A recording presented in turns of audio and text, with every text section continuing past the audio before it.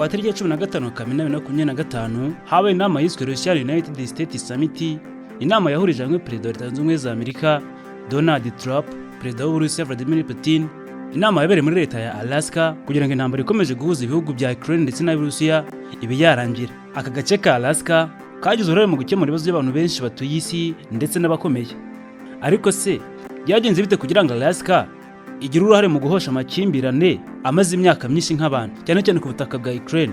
Ariko se ukibaza none ubundi aka gace ka Alaska gafite ayahe mateka? Mu kiganiro mbere nzikiye umunsi reka turere hamwe amateka ya Alaska, uko kashinzwe, uko Alaska yabayeho, haba ibintu biri muri aka gace, hamwe n'uko agiye itembere kugeza n'uyu munsi, hamwe n'andi mateka yose muri rusange, kugeza ubwo kageze uruhare mu guhuza abategetsi bakomeye babiri ku isi, Vladimir Putin ndetse na Donald Trump.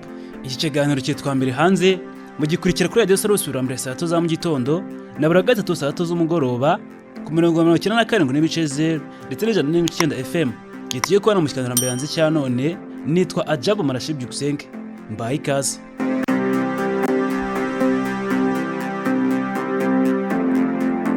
Alaska ni imwe mu ntara zigize Leta Zunze Ubumwe za Amerika, ikaba iri mu burengerazuba bw'igihugu. Ifite umupaka n'ubutayu bya Canada mu majyaruguru ndetse no mu burasirazuba. Alaska ifite ubuso bunini cyane ndetse ikaba ariyo ntara nini muri Leta Zunze Ubumwe za Amerika. Alaska iherereye mu majyaruguru y'uburengerazuba bwa Leta Zunze Ubumwe za Amerika ndetse ikaba ikora ku nkombe za Ocopanias Atlantic ndetse n'inyanja ya Berish.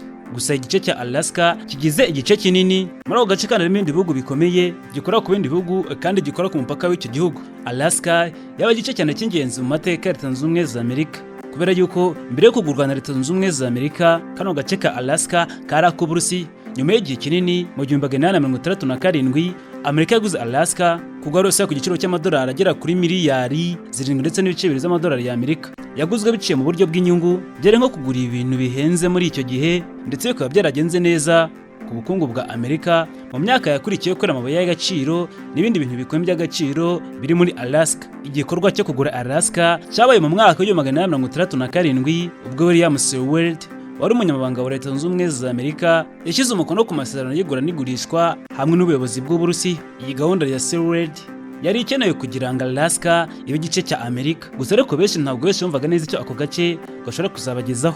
Mbere y'igihe Alaska yashyirwa mu bushakashatsi na Leta Zunze Ubumwe za Amerika ndetse n'Uburusiya. Abayobozi b'Amerika bagize impungenge ku byerekeye kugura ku gace ka Alaska. Bamwe muri abo bagasaba kuyigura nk'uko byakorwaga n'ibindi bihugu mu rwego rwo kwagura ibice bimwe na bimwe. Mu 1967 umunyamabanga wa Leta William Seward yakomeje kuganira n'Uburusiya ngo abone ku buryo bw'igurisha. Inyandiko yiswe Bibliographical Dictionary yanditswe na Frances. Inyandiko itanga amakuru akomeye yerekeye cyane ku bukoloni bw'Uburusiya cyane cyane kuri Alaska. Harimo kandi amateka yakoreshejwe n'Uburusiya n'ukuntu bageze uruhare rukomeye cyane mu kubaka imibano ya Alaska ndetse n'Uburusiya. Nyuma y'igihe cyo kuganira bwemejwe ko Alaska igurwa agaciro ka miliyoni 7 by'amadolari ya Amerika. Ibi byose byagaragaye nk'igikorwa cy'umurengera.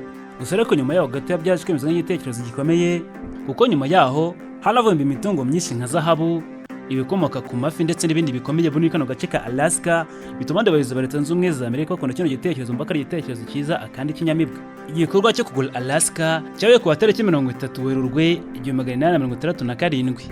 Aho Uburusiya bwagaragaje ko bufite ubushobozi bwo gucunga Alaska mu gihe cy'ubukungu butari bwifashe neza muri iyo minsi, kandi bwifuzaga kuyigurisha bukayigurisha n'igihugu gikomeye nka Amerika bukabona amafaranga yo gukemuza ibibazo. Seward ageze muri kino gikorwa yayoboye amahugurwa yo kugurisha Alaska, bituma bitangaza ko iguzwe ku giciro cya miliyoni 7 by'amadolari ya Amerika. Abenshi batangiye kuvuga ko Alaska ari igikorwa cy'ubujiji bukomeye. Nyuma yo kugura Alaska byabaye ngombwa ko habaye ishoramari rikomeye mu rwego rw'ubukungu, nko kugurisha imijyi itandukanye nko muri Stika ndetse no gushora mu bucuruzi bw'amabuye y'agaciro ndetse na zahabu. Nubwo Alaska ifite ubutaka bwagutse kandi bukungahaye, ibi byose byatumye ibikorwa byo kwagura ubutaka, inzira y'imihanda ya za gari ya moshi ndetse no gutwara abakozi n'ibikoresho. Mu 1896 zabo zavumbuwe mu majyepfo ya Alaska ahantu hamenyerewe nka Klondike. Ibi byaje gukurura abantu benshi gushaka gukorera amafaranga, bituma cyane ubukungu bwa Alaska butera imbere cyane. Mu mpera z'ikinyejana cya 19 ndetse n'intangiriro z'ikinyejana cya 20, Alaska yakoze urugendo rwo gutera imbere, ariko kandi gukomeza kugurwa n'imbogamizi cyane z'ubutaka, ikibuga cya politike ndetse n'ibibazo bijyanye n'ubushakashatsi n'amasoko byabaye imbogamizi cyane.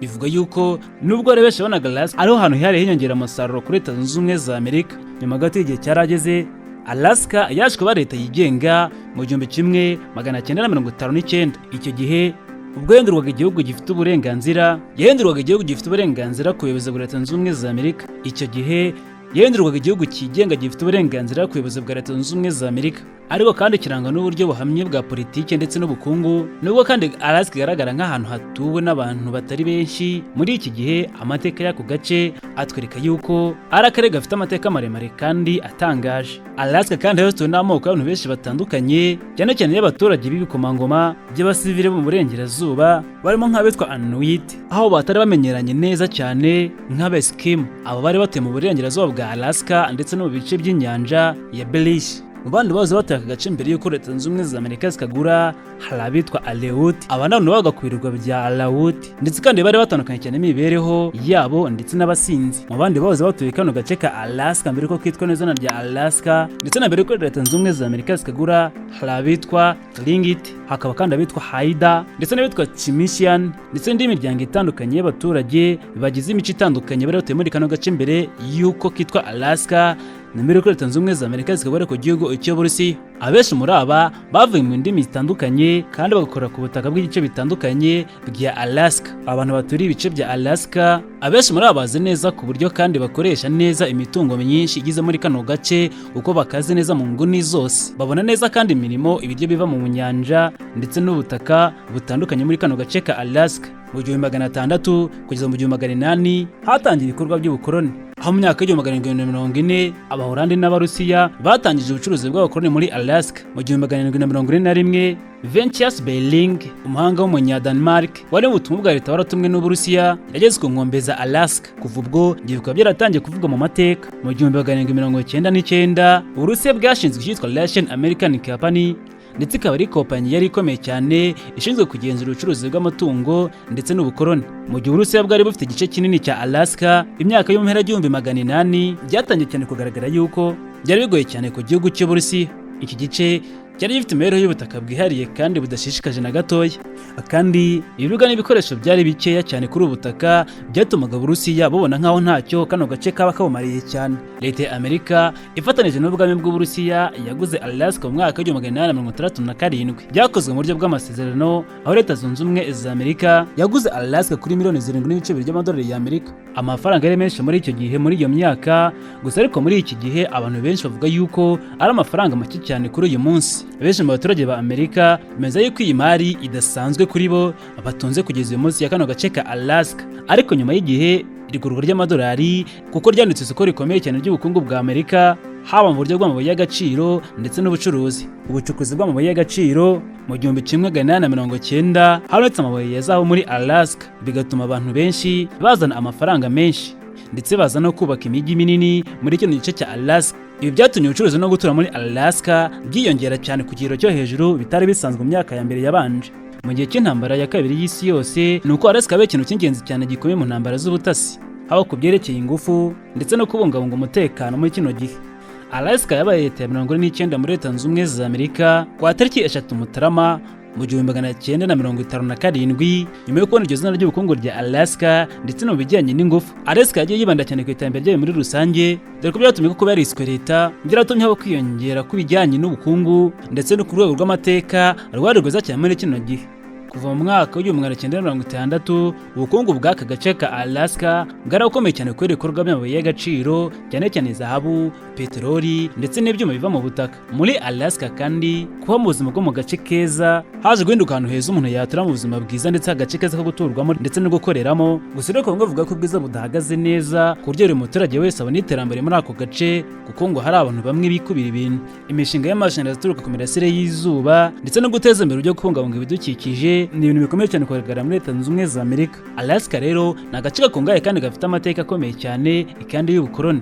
Nyuma kagahinduka igikorwa cy'ingenzi cyane mu iterambere ry'ubukungu bwa Leta Zunze Ubumwe za Amerika. Ibi birakomeza gutuma Alaska igira umwihariko cyane, ndetse umwihariko uhereye ku bukungu bwa Leta Zunze Ubumwe za Amerika ndetse no ku rwego mpuzamahanga. Mu gihe Alaska yagurwaga na Amerika mu mwaka w'1867, Amerika yayobowe na perezida witwaga Andrew Johnson.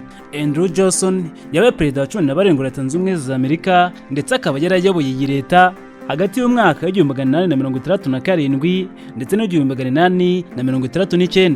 byabaye nyuma y'iyicwa rya Perezida Abraham Lincoln mu mwaka w'1865. Perezida Johnson yari afite imitekerereze hejuru ku bintu byinshi cyane cyane byerekeye guteza imbere igihugu, ariko amateka yo kugura Alaska azwi cyane ku buryo yafatwaga cyane nk'umuntu nk'uwitabiriye urugamba rwo kwagura Amerika, nk'uko dusoma muri Frigid Embrace mu buryo bise Politics, Science and Environment in Alaska, inyandiko yanditswe na James Hansen. Iki ni igitabo James yanditse kivuga ku mutekano, ubukungu, ubushakashatsi bukomeye muri Alaska. Havugamo kandi imihindagurikire n'imiterere y'ikirere cy'agace ka Alaska. Mu gihe Alaska yari ikiri mu maboko y'Abarusiya, leta y'Uburusiya yari ifite ibibazo bikomeye cyane byo gucunga neza ibyo bice birimo ibidukikije, ndetse n'abaturage bari benshi cyane muri icyo gihe. Byagaragaye ko ubucuruzi n'ubukoroni muri Alaska bwari bukomeje kuba ingorabahizi. Uburusiya bwari bufite ibyago byo kubura abatari bakeya, ndetse n'igice cy'ingenzi cyane ku bukungu bwacyo. Perezida Johnson n'abandi bari mu ishyaka rye bagize igitekerezo cyo kugura Alaska kugira ngo bagure umupaka wa Amerika ndetse no kongera umutungo wa Leta Zunze Ubumwe za Amerika. Icyo gihe ubuyobozi bwa Amerika bwifuzaga gushora imari cyane mu bikorwa byo kwagura igihugu. Kugura Alaska byari byitezweho inyungu mu bikorwa byo gucukura amabuye y'agaciro harimo nka zahabu, peteroli, ndetse no kugira ngo igihugu kirusheho gukomera cyane mu buryo bwisumbuyeho. Igihugu kandi kigakomera cyane mu karere nk'imirimo ya gisirikare, cyane cyane mu bihe by'intambara cyangwa se mu zindi ngorane zose zakugariza igihugu. Uburengerazuba bwa Amerika ku gice cya Alaska bwatangiye kumvikana neza nyuma yo kugura Alaska, kandi mu mwaka w'1867 umunyamabanga wa Leta Zunze Ubumwe za Amerika William Seward yawishimiye ryo kugurisha Alaska, ubwo we n'abandi bayobozi bari bafashe icyemezo gikomeye cyane cyo kugura iyi leta ya Alaska. Icyo gihe abantu benshi bakiranye uyu mugambi n'ivangura, ndetse abantu benshi bakabipfobya bavuga ko ari ibintu bidafite akamaro. Ibi babigereranyaga nko gukura amabuye mu nyanja, ariko nyuma byaje kugerwaho, ariko kandi bikaba ingamba zifite akamaro gakomeye cyane mu gukomeza kwagura igihugu. Nyuma y'irigurwa, ubukungu bwa Amerika bwaje kuzamurwa cyane kuri ubucuruzi bw'amabuye y'agaciro nka zahabu, peteroli, ndetse n'ubucuruzi bw'ibikomoka ku musaruro w'ubutaka, ndetse n'ubucuruzi bw'ibikomoka ku musaruro w'ubutaka. Iki gice kandi cyabaye cy'ingenzi cyane n'ingirakamaro ku mutekano ndetse n'iterambere ry'ubukungu bwa Amerika. Ndetse n'icyo gihe kandi byari byitezwe yuko Alaska izagirira akamaro gakomeye cyane Amerika mu gihe kizaza. Aha ni nk'uko Abanyarwanda bavuga ngo akabando k'iminsi ugaca kare ukakabika kure. Leta Zunze Ubumwe za Amerika zamaze kumenya neza ko Alaska ari imari ikomeye cyane izatanga ubukungu ndetse n'iterambere cyane mu gihe cyabo kizaza, kikanateza imbere igihugu muri rusange. Nubwo hari abantu bari bashyikiye kugura Alaska nk'abari mu ishyaka ry'abarepublikani bashakaga kwagura igihugu, abandi bari mu ishyaka ry'abademokrate bakomeje kugenda banenga kino gikorwa bakinyega, bavuga yuko ari igikorwa kibi, ndetse bafatanyaga n'abatavuga rumwe n'ubutegetsi muri icyo gihe. Ariko nyuma yo kugura Alaska bagize ingenzi cyane kinini mu kwagura iterambere rya Amerika ndetse n'ubutunzi bwacu muri rusange. Leta Zunze Ubumwe za Amerika yaguze Alaska mu 1867 nk'uko twakomeje kubigarukaho, igurwa kubera impamvu nyinshi z'ubukungu, politike ndetse n'umutekano. Nubwo muri icyo gihe hari bamwe batabashije kubona inyungu muri icyo cyemezo. Iyi gahunda yo kugura Alaska izwi cyane ku izina rya Swedish Far cyangwa se igurwa ry'amadolari. Yagiye ikundwa cyane gushyigikirwa n'abarepublikani, ariko yakundwa cyane n'abademokrate ndetse n'abandi banyapolitike bamwe batavuga rumwe n'ubuyobozi. Mu gihe Amerika yageze ku ntera zo kwagura imipaka yayo, harimo inyungu yo ku rwego mpuzamahanga ku butaka bwo kwagura igihugu no kugura Alaska. Gutera imbere kw'ibihugu ni kimwe byari byatanzwe n'abayobozi ba Amerika, kandi Alaska yari igice cy'ingenzi cyane cyari gihari muri iyo minsi, ku buryo mu kuyigura byari kuba cyane kwagura igihugu cyabo. Uburenganzira bwo kugura ubutaka butandukanye bwarembwe mu rwego rwa politike bwari bushyizwe imbere muri iyo minsi. Ubu butaka bwitwaga ubw'ibigirwamana bwagaragazaga cyane icyizere ku buryo byari kuzatuma Amerika ikomeza gushaka gukora ndetse no kugera ku ntego zayo, ndetse no kubyaza umusaruro cyane ibidukikije no gutera imbere cyane mu buryo butandukanye. Alaska yari ahantu heza cyane ku mutekano, cyane cyane ku nyanja ya Bering ndetse no ku mupaka wa Canada. Iyi kandi yakunze kuvuga cyane nk'inzara y'umutwe w'ubutasi, ndetse kandi ari gutanga uburyo bwo kubungabunga umutekano w'igihugu. Mu 1890 zahabu zabonetse muri Alaska, kandi yakurikiye abantu benshi bashakaga gushora imari cyane muri aka gace ka Alaska. Ibi byatumye ibihugu byinshi byinjiza amafaranga menshi muri kano gace, amafaranga ava mu bucuruzi bw'imbuto ndetse n'amabuye y'agaciro. Alaska kandi yatangiye kugira umwihariko cyane w'ubukungu, ndetse itanga umusaruro cyane munini mu by'ubucuruzi ndetse no ku rwego rw'amafaranga. Ikindi ni uko kugura Alaska byatumye Amerika ikomeza cyane kuba umufatanyabikorwa ku rwego mpuzamahanga. Ibyatanze icyizere cyane gikomeye ku buzima bwa politike ya Amerika, ukurikije ko yashyize imbere cyane abaturage ndetse n'ingingo nyinshi y'imari. Mu 1867 abenshi mu bayobozi ba Leta Zunze Ubumwe za Amerika bashyigikiye iki cyifuzo cyo kwagura igihugu, ndetse bakashimangira cyane mu buryo bwo gufata umwanzuro ndetse n'icyemezo gikomeye cyane cyo kugura Alaska. Mu 1890 zabonetse muri Alaska, kandi yakurikiye abantu benshi bashaka gusohora imari yabo muri ako gace. Ibi byose byatumye igihugu cyinjiza amafaranga menshi ava mu bucuruzi bw'imbuto ndetse n'amabuye y'agaciro. Alaska yatangiye kugira umwihariko w'ubukungu ndetse itanga umusaruro munini mu by'ubucuruzi ndetse no ku rwego rw'amafaranga. Ikindi nuko kugura Alaska byatumye Amerika ikomeza kwagura ubucuruzi bwayo ndetse no kufatanya ibikorwa mu rwego mpuzamahanga. Ibi byatanze icyizere kuza abanyapolitike cyane cyane muri Amerika kurikije uko yashyize imbere umuturage ndetse n'ingengo y'imari muri rusange. Mu 1967 abenshi mu bayobozi ba Leta Zunze Ubumwe za Amerika bari bashyigikiye cyane icyifuzo cyo kwagura igihugu ndetse bakabishimangira mu buryo bugaragara mu gufata ibyemezo bikomeye cyane nko kugura Alaska. Kuva kugurisha Alaska, Amerika yatumye haba amasezerano y'imikoranire n'ibihugu by'amahanga harimo nk'igihugu cya Canada n'ibihugu by'Abashiya ndetse n'Uburayi. Ibyo byose bituma Alaska igaragara nk'igihugu cy'umugabane. Mu by'ukuri kwagura Alaska byari icyifuzo cy'ubukungu, umutekano ndetse n'umutungo w'ibidukikije. Nyuma y'igihe abantu batangiye kuba neza ibyo cyifuzo kandi Alaska yagenduka isoko rikomeye cyane ry'ubukungu bwa Amerika. Swedish Far ni izina rikoreshwa cyane mu buryo bwo gutekereza ndetse no gutangaza igikorwa cyabonwaga nk'amasezerano y'ubusa. Abatavuga rumwe n'iki gihugu bemeza ko igihugu cyaguze Alaska ku giciro cyinshi kandi nta nyungu zari ziriho muri icyo gihe zari zihari ku gihugu cya Leta Zunze Ubumwe za Amerika. Gusa nyuma y'imyaka mikeya iki cyemezo cyaje kwigaragaza nk'icyiza ndetse kandi cyatangiye kwagura Amerika cyane ndetse kandi byatumye Amerika ikomeza kugira amasezerano cyane n'ibihugu bikomeye cyane mu bucuruzi ndetse n'ubukungu. Ijambo Alaska ni ijambo rifite inkomoko muri rw'abasivile muri ibyo bice cyane abantu bo mu bice by'uburengerazuba bwa Alaska. Izina Alaska kandi rikomoka mu ijambo ryitwa Alaskai, rikaba risobanura ubutaka bunini cyangwa se ubutaka bukomeye muri mbwi cya Arawut, ururimi rukoreshwa muri ibyo bice bya Alaska mu gihugu cy'Uburusiya. Iri jambo kandi rikoreshwa n'abaturage bo muri Alaska bagaragaza igice kinini cyane cy'ubutaka bwa Alaska. Byarakomeye kugeza ubwo ijambo Alaska ryaje kuba ikirango cy'icyo gihe, cyerekeza kandi ku butaka bwagutse kandi bikomeye burimo imipaka cyangwa se ibikorwa bitoroshye. Ikindi twavuga ni uko izina Alaska ryakoreshejwe cyane kugira ngo bibe ikimenyetso cy'ubutaka bunini bwo muri ako gace gatuwe n'amoko y'abantu batandukanye, gatuwe n'abaturage benshi muri rusange. Aho abantu batangiye kubona Alaska nk'ubutaka bwagutse cyane nk'abantu bo mu bwoko bw'Abakereti ndetse n'abandi baturage baturiye umupaka. Bivuga ko izina ry'ahantu hatari ku butaka busanzwe butuwe, ahubwo ari igice cy'ubutaka cyari gifite uburemere no gukomeza gutanga ingaruka n'ibyiza bitandukanye muri Amerika ndetse no mu birebana n'igihugu byo hanze yacyo. Mu gihe Uburusiya bwageragezaga kugenzura Alaska, abakozi b'Abarusiya baje kugerageza gukoresha izina Alaska nk'ijambo rikoreshwa cyane mu rwego rwa politiki ndetse n'ubuyobozi bw'icyo gice kugira ngo igicumbi cyabyo cy'ubutaka bugari ndetse n'ibikorwa bitandukanye byo mu bucuruzi ndetse n'ubukangurambaga by'umutekano. Ibyo kandi bikaba nk'iturufu yakoreshejwe cyane kugira ngo abatuye muri ako gace ka Alaska bumve ko nta kibazo gihari. Amerika yifashishije izina Alaska kugira ngo ibigaragaze nk'ubutaka bitabangikanye mu buryo bwo kubungabunga umutekano ndetse no kubungabunga umutekano wa Amerika cyane ku nkombe y'inyanja ya Bering ku mbibi za Canada. Byaje ku izina ryere mu mateka nyuma y'amasezerano y'ubucuruzi hagati y'uburengerazuba bwa Amerika ndetse na Alaska. Yaje kuba kandi igice kirangwa n'ijambo ryihariye ryageze ku rwego mpuzamahanga. Izina Alaska rero ryaje guhabwa icyubahiro n'abaturage batuye Alaska ndetse rabwa agaciro gakomeye cyane haba mu kwitabwaho bitewe n'ubuyobozi bw'ibice nk'ibyo ngibyo byo kuri ubwo butaka cyane muri Alaska. Mbere y'uko Amerika igura Alaska mu mwaka wa 1867 agace kitwaga mu buryo butandukanye bitewe n'abaturage baho ndetse n'abakoloni bo muri ibyo bice. Nubwo Alaska yagiye ikoreshwa nyuma y'uko Amerika iguze kano gace, hari izina ryakunze gukoreshwa cyane muri kano gace n'abaturage ba bino bice bya Alaska n'abakoloni bo mu gihugu cy'Uburusiya muri kino gihe cy'ubukoloni. Muri Alaska hari imiryango myinshi y'abaturage bafite izina ryihariye cyane nk'ikimenyetso cy'aho batuye. Aho twavugamo nk'icyitwa Trinity iri mu majyepfo ya Alaska, hakaba kandi ahitwa Haida ndetse n'aba Aleut ndetse n'ibindi byiciro bitandukanye by'abaturage bagize uruhare cyane rukomeye mu mazina y'abatuye kano gace cyane n'ibisobanuro byabo bitandukanye bitewe n'aho batuye. Gusa izina Alaska ryakorerwa cyane mu mateka bene bice cyane binini bya Alaska. Mu gihe cy'ubukoloni bw'Abasoviyete, aka gace ka Alaska kaje kwitwa Russian America. Abakoloni b'Abarusiya nyuma yo gufata Alaska mu mwaka w'1740 bagiye bakoresha iri zina mu gukurikirana ubukoloni ndetse n'ubucuruzi bw'amashanyarazi. Bagiye bakoresha cyane iri zina mu by'ubucuruzi, gukurikirana ubukoloni n'ubucuruzi bw'amashanyarazi n'amahoteli yaratangiye gukorwa cyane muri Alaska, byatangiye kubakwa nyuma mu mwaka w'1799 nyuma y'imishyikirano Russian American Company. Igihugu cy'Uburusiya cyakomeje cyane gukoresha izina Russian America ku gice cya Alaska, ikaba kandi yayobowe n'ayitwaga Russian American Company. Aka no gace karimo ibidukikije aho Abasoviyete bageragezaga cyane gukoresha ibikorwa byabo by'ubucuruzi cyane bw'ibikomoka ku biryo, ibikoresho by'umuriro ndetse n'ubucuruzi bw'amatungo bitandukanye.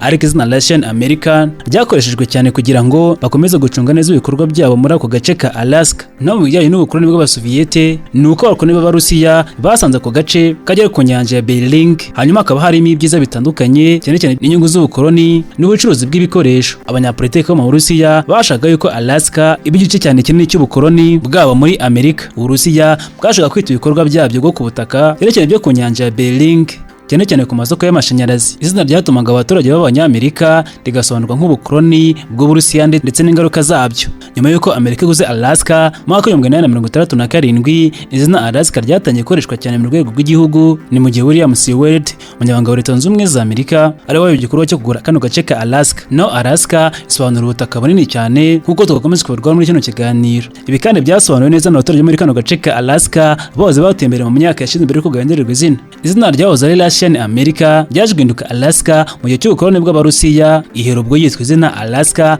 kugeza n'uyu munsi. Ariko kandi bishingiye ku butaka bukomeye kandi buhambaye kandi buringaniye, biri mu byazo cyane bikomeye cyane ku butaka bwa Leta Zunze Ubumwe za Amerika mu mpinduka n'iterambere za kino gihugu. Byatangiye kwaguka cyane nyuma y'umwaka w'1867, nyuma y'uko kano gace ka Alaska kamaze kuba kagurwa kakanabyazwa umusaruro. Alaska ni imwe mu ntara zifite ubuso bunini cyane muri Leta Zunze Ubumwe za Amerika kandi igira uruhare runini mu bwiza bwa Leta Zunze Ubumwe za Amerika mu buryo bw'ubukungu, ubuyobozi ndetse n'iterambere, dore ko Alaska ari igice kinini cyane mu bice byose bigize Leta Zunze Ubumwe za Amerika, aho ubuso bwose bugize Alaska bugizwe na kilometero kare miliyoni 1,723 ndetse na 337 kilometero kare. Bigaragaza ko ari hanini cyane hanini cyane kurusha utundi duce twose. Ni igice kandi kigizwe n'ubutaka bukomeye bukora kandi ku nyanja ya Bering nk'uko twabigarutseho. Alaska igira ubuso buhagije kandi karangwa n'imisozi, ibiyaga ndetse n'inyanja zifite ubusitani bikomeye cyane bw'ibidukikije. Alaska igizwe n'uburebure bungana na kilometero 1000 ndetse na 400 kilometero kare mu butumburuke bwabwo, haba mu burasirazuba ndetse n'uburengerazuba bwabo. Alaska kandi ifite uburebure bungana na kilometero kare 200 ndetse n'ijana biva mu bice by'epfo kugeza ku nkombe z'ubutaka bwa Alaska bwo mu majyaruguru. Alaska kandi ifite ubutumburuke bw'ikirere cyimbitse cyane kuva ku misozi miremire y'amajyaruguru ahagana mu bice by'amajyaruguru kugera mu bice byo mu majyepfo. Iyo usomye amateka ya Alaska muri History of 49th State, iyi nyandiko cyane yanditswe na Clinton Anderson, itanga amakuru cyane ku buryo bwimbitse cyane ku mateka y'intara ya Alaska, by'umwihariko kugura agace ka Alaska ndetse no ku mateka yacyo ndetse n'ubushakashatsi bwo muri Alaska. Inyandiko ibivugaho cyane. Ibarura ry'abaturage ryakozwe mu mwaka wa 2023 bwagaragaje ko leta ya Alaska igizwe n'abaturage basaga miliyari 3 ndetse n'ibice 3. Ibi bivuga yuko Alaska ifite abaturage bake cyane kurusha ibindi bice byose byinshi byo muri Leta Zunze Ubumwe za Amerika. Ngo nuko rero ngo butoroshye bwo gutora muri kanci ka Alaska hamwe n'imibereho ihangayikishije cyane kino kirere na kano gace ka Alaska. Hari agace gato gusa k'abantu batari benshi batuye mu mijyi ikomeye cyane. Muri Alaska abantu batuye mu mijyi itandukanye, aho ahitwa Echelonge ari umujyi ukomeye cyane kurusha iyindi yose muri Alaska, ahituwe n'abaturage barenga 300,000. Iyi mijyi ni ifite ibikorwa by'ubukungu, uburezi ndetse n'ibikorwa remezo byinshi cyane muri kano gace. N'ahitwa Fairbanks n'indi mijyi ikomeye cyane nayo ifite ibikorwa bitandukanye by'ubucuruzi ndetse no kwita ku kibazo ndetse n'imikoranire n'ingufu zo gutunganya ibikomoka ku myanda y'amazi y'imishinga y'ubutaka. Ntabwo kandi tuvuga kuvuga ku gace kitwa Juneau, ni umujyi ukomeye cyane muri politike muri kino gihugu cya Alaska. Kubera ko hano hitwa Juneau niho hari inteko ishinga amategeko ya Alaska ndetse n'ibikorwa byose bifite ingaruka nyinshi ku mikorere kino gihugu muri kano gace ka Alaska. Abaturage ba Alaska bagizwe n'Abanyamerika baturutse muri Leta Zunze Ubumwe za Amerika ndetse n'abaturage baturutse muri Alaska mbere y'uko kano gace ka Alaska kagurwa na Leta Zunze Ubumwe za Amerika. Harimo kandi andi moko y'abaturanyi aturuka hirya no hino ndetse no mu mijyi minini ya Echelonge. Alaska iracyari hagaragara cyane imico n'imibereho itandukanye cyane ndetse n'ikigo gitandukanye cyane cy'ibidukikije ndetse n'igice cy'ibidukikije bitandukanye cyane, ndetse abantu bayo bafite umuco cyane wihariye ukomoka ku bukungu hamwe n'amasano y'abaturukamo muri tuno duce. Alaska kandi ni nayo mu majyaruguru Leta Zunze Ubumwe za Amerika kandi niyo yonyine ifitanye imbibi n'ibihugu bitandukanye. Alaska igana ku nyanja ya Bering nk'uko twakomeje kubigaho muri kino kiganiro kandi nk'uko twakomeje kubigorokaho muri kino kiganiro. Ikindi ni uko iri hafi y'ahantu hatandukanye hakomeje kwitabwaho n'abatuye uburasirazuba bw'igihugu cy'Uburusiya. Uyu murongo ugereranya byinshi cyane ku butaka bw'abantu bavuye mu bice bitandukanye bya Canada ndetse n'ibihugu byo ku buryo bwa tundra. Alaska nanone kandi yashyize umukono kandi ku mpamvu zikora n'amateka agize kano gace ka Alaska ku itariki yo kujya gukikira kano gace ka Leta Zunze Ubumwe za Amerika muri Alaska. Alaska ni ifite amateka akomeye cyane mu bijyanye n'ubucuruzi, ubuyobozi cyane cyane kubera uburyo kano gace ka Alaska akomeye cyane kanagonga ku mabuye y'agaciro. Alaska ni ifite amateka akomeye cyane mu bijyanye n'ubuyobozi cyane cyane ku buryo kano gace ka Alaska kagiye kayorwa n'abantu batandukanye mu bice bitandukanye ndetse no mu bukoloni bukomeye cyane mu gihugu cy'Uburusiya. Muri rusange Alaska ifite uburyo bwinshi cyane bwihariye bwo kuyoborwa bitewe n'impinduka n'impinduka zageze bakeneye mu mateka yayo. Abakoloni b'Abarusiya nabagize uruhare cyane rukomeye mu gutakaza kano gace ka Alaska kuva mu myaka y'1740 kugeza mu mwaka w'1867 ubwo Amerika yagoraga Alaska. Russian America Company ni ubukoloni bwakozwe cyane n'Abarusiya bwariwe n'urwego rw'ubucuruzi bw'Abarusiya Russian American Company. Ni nayo kandi yafashe icyemezo n'inshingano zikomeye zo gukoresha abakoloni ndetse no kugenzura ubutaka bwa Alaska. Abakoloni b'Abarusiya ntibari benshi ariko bafite ibikorwa bikomeye byinshi kandi by'ubucuruzi cyane cyane bijyanye n'ubucuruzi bw'amatungo ndetse n'ibinyamaswa n'amafi, hakaza kandi ibikorwa remezo ndetse n'ibindi byakoraga benshi muri kano gace. Nyuma y'uko Amerika iguze Alaska mu 1867 iyo ntara yagiye ifata politiki ya Amerika neza gereza kuyigana yose. Alaska yaje kuba intara Leta Zunze Ubumwe za Amerika. Alaska yaje kuba intara Leta Zunze Ubumwe za Amerika kugeza umwaka w'1959 kugeza muri uyu mwaka w'1959 habaye ubutaka bwigenga bwemerwa ko Alaska ibaye leta yigenga gize Leta Zunze Ubumwe za Amerika. Nyuma y'uko Alaska ibaye intara, abayobozi ba Leta Zunze Ubumwe za Amerika nibo bagize uruhare cyane mu miyoborere ya kano gace ka Alaska. Bakize abayobozi n'inzego z'ubuyobozi zisanzwe muri kino gihugu cya Alaska, byose biyoborwa na Amerika. Muri Alaska guverineri cyangwa abayobozi b'inzego z'ubuyobozi bakurikirana cyane politike ya Amerika yose ko yakabaye imirongo ku yindi, ariko bashobora kandi kugira gahunda zihariye cyane. Ibi byatumye Alaska ibimwe mu bice cyane by'ingenzi byahozeho mu myaka ya kera ndetse mu myaka yose itambutse. Nyuma y'uko abayobozi ba Alaska baje kugaragaza ku rwego ruyoboye cyane ibikomoka byose bya politike, aho guverineri ari uyobora intara ya Alaska. Ubuyobozi buyoboye na guverineri watonajwe n'abaturage cyangwa se kandi agatoranywa n'abagize inteko ishinga amategeko. Buhuza imikoranire myiza n'inzego z'ubutegetsi bwa Amerika, buhuza inzego za Leta Zunze Ubumwe za Amerika. Abayobozi ba Alaska bahabwa inshingano zikomeye cyane ndetse n'imishinga migari, bagahabwa amabwiriza ya Leta Zunze Ubumwe za Amerika yose uko yakabaye. Bibanda cyane ku mishinga y'ubukungu, imibereho myiza, amabwiriza yose uko twabigarutseho atangwa na Leta Zunze Ubumwe za Amerika, aya guverineri wa Alaska nawe akageza ku baturage n'abandi bose bayoboye. Nyuma y'umwaka w'1959 ubwo Alaska yatangiye kwigenga ndetse yemewe mu nteko ishinga amategeko ya Amerika, iyi ntara ya Alaska yabaye umujyi wigenga ndetse itangira kwitwa Alaska kuva ubwo ngubwo. Bivuze ko yatangiye kwitwa Alaska ubwo yatangiye kwigenga ari intara ya Amerika. Ibi byatumye abayobozi ba Alaska babona imirimo y'ubuyobozi ndetse n'uburyo bwagutse, bikaba bitandukanye cyane n'uko Alaska yari yayobowe n'abakoloni b'Abarusiya ndetse n'ubuyobozi bwa Amerika bw'ibanze bagize impinduka zikomeye cyane nziza kandi nyinshi muri kino gice mu guteza imbere abaturage n'igihugu muri rusange. Perezida wa Amerika niwe ibikorwa byose bya Alaska, gusa guverineri wa Alaska niwe yita ku bibazo byose by'ingenzi bya kano gace ka Alaska. Inteko ishinga amategeko y'imitwe yombi ya Alaska nifata ibyemezo by'ingenzi byose ku bukungu, imibereho ndetse n'imibereho y'abaturage batuye Alaska muri rusange. Guverineri wa Alaska akora ku buryo bw'umwihariko muri politiki y'igihugu kandi afite ubushobozi bwo gukurikirana ibikorwa byose byigenga by'igihugu kuko nayo imeze nk'igihugu cyigenga, ariko bagatanga raporo kuri Leta Zunze Ubumwe za Amerika.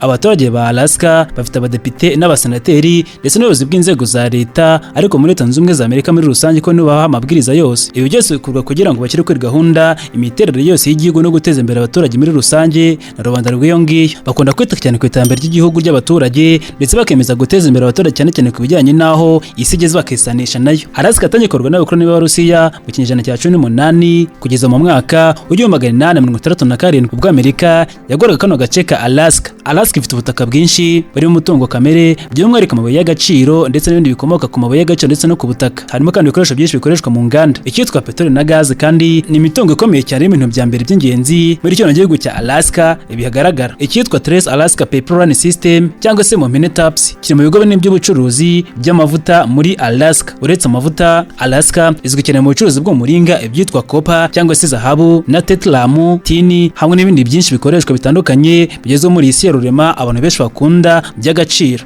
Alaska kandi ifite umutungo kamere ukomeye cyane mu bijyanye n'ingufu nka peteroli. Ni kimwe kandi ibikorwa by'ingenzi bituma ubukungu bwa Alaska bukomeza kuzamuka cyane ku rwego rwo hejuru. Ni gaze ndetse n'amazi byo muri ako gace no umutungo kamere w'ingenzi wagiye ufashwa cyane mu gukomeza kwagura kano gace. Amashanyarazi ndetse no gutanga ingufu byagiye byagora cyane kino gihugu cya Alaska. Witwa James Blanchard ni umushakashatsi uzwi cyane mu mateka ya Alaska, cyane cyane azwi cyane mu bijyanye no gukolonizwa ry'Uburusiya ndetse no gukemura ibibazo by'ubukoloni. Yasobanuye cyane ku mushinga w'amazi witwa Hydroelectric Power. Ni kimwe mu bikorwa remezo bitangaje kandi bikomeye cyane muri Alaska, aho amazi aturuka mu misozi afatwa neza cyane nyuma akazabyazwa umusaruro harimo n'amashanyarazi. Alaska ifite ahantu heza ho gutemberera ndetse n'uko umuntu yagira ubuzima bwiza, gusa ariko haba ikirere gikonje cyane. Ibikorwa by'ubuhinzi bigira impinduka zikomeye cyane mu mutekano n'iterambere rya kano gace k'abantu batuye Alaska. Ubuhinzi bushingiye ku mbuto cyane cyane amasaka, karoti, ibinyomoro, ibishyimbo ndetse n'amagi byiganje cyane muri kano gace. Akenshi ibikorwa by'ubuhinzi muri Alaska byibanda cyane ku buhinzi bw'imbuto, korora amatungo, ibikorwa byihebeye cyane abahinzi benshi muri kano gace, cyane cyane bigakura mu mpeshyi muri kano gace ka Alaska. Ariko ubworozi n'amafi ndetse n'ibindi by'ibinyabuzima bishingiye cyane ku nyanja nabyo bigenda neza muri kano gace kubera ko bitunze abatari bakeya, abenshi bakabikora nk'umwuga. Alaska bafite amahirwe menshi cyane ku bukerarugendo kubera ko ubukerarugendo bwaho bukubiyemo gutembera amazi, gukora ibikorwa by'ubwubatsi ndetse no kubyaza umusaruro amabuye y'agaciro. Hari kandi umutungo wa pariki y'igihugu ya Denver, hakabamo kandi inyamaswa nk'ingwe, ingamiya, intare ndetse n'izindi. Byose bituma haba ubukerarugendo bukomeye cyane bukagura agace ka Alaska, bigatuma amafaranga aboneka. Alaska ifite imigendekere myiza y'ubworozi bw'amafi bukomeye cyane, aho amatsinda atandukanye y'ubucuruzi bwo mu mazi akora ibikorwa cyane bikomeye cyane, ugasanga benshi boroye amafi ibintu bibateza imbere bakabikuramo inyungu. Harimo kandi ubworozi bw'inkoko ndetse n'ibindi bikomoka mu nyanja. Ubukungu bwa Alaska bushingiye cyane kuri peteroli, ariko igice kinini cyane cy'amavuta byagabanutse cyane bikagabanuka bitewe n'uko isoko mpuzamahanga rihagaze, ugasanga biri kuba ikibazo. Ubukungu bwa Alaska bushobora kugira ibihe bigoye mu gihe isoko mpuzamahanga ry'amavuta cyangwa se peteroli byagabanuka bikitura hasi cyane, kubera yuko nabo bakora amafaranga y'ibintu byinshi bateza imbere mu buryo bugiye butandukanye. Ikompanyi ya Trans-Alaska Pipelines yoherezaga amavuta mu gice kinini cyane cya Amerika ndetse n'ibicuruzwa byabo bitanga umusaruro munini cyane ku bukungu bwa Alaska ndetse no ku rwego rw'igihugu. Ibyo bitanga 90% by'ibyoherezwa hanze biva muri Alaska, kandi peteroli ikaba igira uruhare rukomeye cyane gukomeza ko ubukangurambaga ndetse n'ubushobozi bwo gutera imbere kw'igihugu cya Alaska bwo gukomeza gutera imbere cyane mu buryo bugiye bitandukanye. Kuba Alaska yaba igihugu cyigenga bifatwa nk'igitekerezo kigaragara ndetse nk'igisubizo cyane kirenze kubyosha batekerezaga muri ako gace. Igiye kwiyambara amatsinda mu nteko y'amahanga byabaye ikintu gikomeye cyane kuba yaratumye kino gihugu kibasha kwiteza imbere cyane. Abaturage batuye Alaska bagera kuri 3.3 bityo rero niyo tuvuga ibihugu bifite abaturage benshi ku isi, Alaska ntabwo yagera mu bihugu bifite abaturage benshi ku isi bituwe cyane. Igihugu nk'Ubushinwa mu bihugu bituwe cyane ku isi nk'igihugu cy'Ubushinwa aho gituwe n'abaturage barenga 1 ndetse na 400,000. Hakaba kandi Ubuhinde butuwe n'abaturage basaga 1 ndetse na 400,000,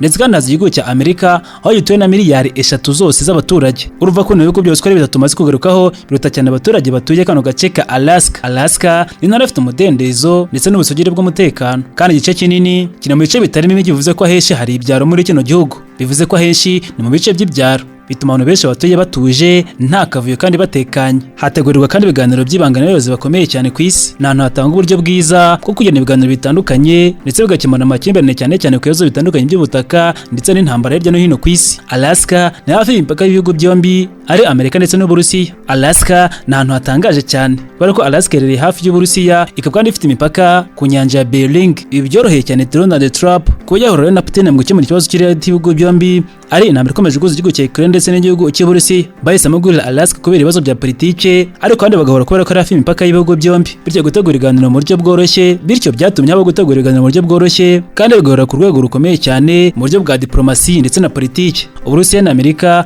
bagize imikoranire myinshi cyane ku bijyanye n'umutekano mpuzamahanga, kandi Alaska ikaba ahantu hatekanye cyane hategurirwa impanuro ndetse n'ibiganiro hagati y'ibihugu byombi, by'umwihariko ku bijyanye n'umutekano ndetse no mu majyaruguru y'isi, nk'uko twakomeje kubisoma muri Alaska Native Leader, History, Culture and Politics. Iki ni igitabo kirimo inyandiko zivuga cyane ku mateka y'abaturage bo muri Native, cyangwa abaturage bo hambere cyane bahoze batuye agace ka Alaska. Inyandiko isobanura cyane uburyo bajya gukorana n'abaturage b'abanyaburayi cyane cyane mu gihugu cy'Uburusiya. Guhitamo Alaska rero Trump na Putin bahurira bashaka guhura kugira ngo baganire ku bibazo by'intambara bikomeje kugaragara hagati y'igihugu cy'Uburusiya ndetse na Ukraine, baganira ku bya politike, Amerika bagana n'Uburusiya. Alaska nk'intara ifite ubusugire n'umutekano kandi ituwe n'abaturage bakeya, ifite kandi ihura n'imipaka y'ibihugu byombi nk'uko turi kubigarukaho. Alaska ifite umwanya uherekeranye umutekano w'isi nk'uko bigarukaho n'abatari bakeya, n'inyandiko twakomeje kuguraho ibivugaho muri make. Ibi byatumye iba ahantu heza cyane ho gukemura ibibazo, amakimbirane hagati y'ibihugu byombi, Amerika ndetse n'Uburusiya, ndetse no guteza imbere umutekano, cyane cyane umutekano na diplomasi hagati ya Amerika ndetse n'Uburusiya. Ikindi wamenya kuri Alaska ni uko Alaska ifite ingabo nyinshi ziri mu bikorwa bya gisirikare kugeza uyu munsi, ndetse kandi ni imwe mu ntara ifite ingabo nyinshi muri Amerika, ndetse n'ibikorwa byo kurinda abaturage n'umutekano muri Leta Zunze Ubumwe za Amerika, ndetse kandi kandi umutekano w'akarere kose muri rusange muri iyi ntara n'ahantu baherereye. Ingabo za Amerika muri Alaska zubakiye ikigo gikomeye cyane, ikigo cyitwa Alaskan Command, aho kibanda ku bikorwa byo kurinda umutekano ndetse no gushinga ibikorwa by'abaturage ndetse n'imishinga y'ubutasi n'ubumenyi bw'ikirere. Muri bino bigo twavugamo icyitwa Fort Wainwright. Iki ni ikigo gikoresha abasirikare benshi b'Abanyamerika bashinzwe ibikorwa bitandukanye bya air defense